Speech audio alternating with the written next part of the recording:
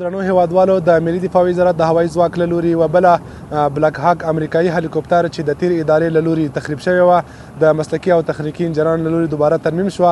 په راتلونکو ساعتونو کې به د پیلوټانو له لوري ورته اپلوډ ورکول کیږي.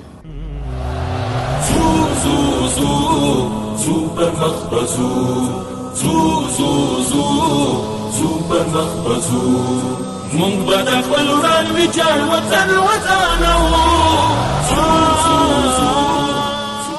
دغه بلاک هاک طیاره اوه میاشتې ترمیم لاندې جوړه شوله او زموږ تخنیکي او انجنیرانو په خپل مټ جوړه کړله. الحمدلله اوس خدمت آماده شوله.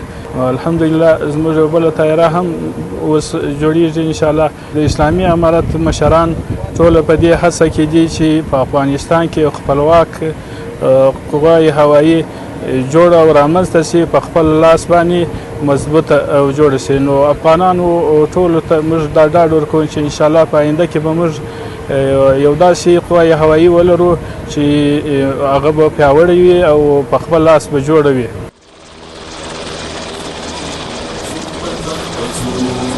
مونږ به د خپل وران ویجاړ وطن ودانو.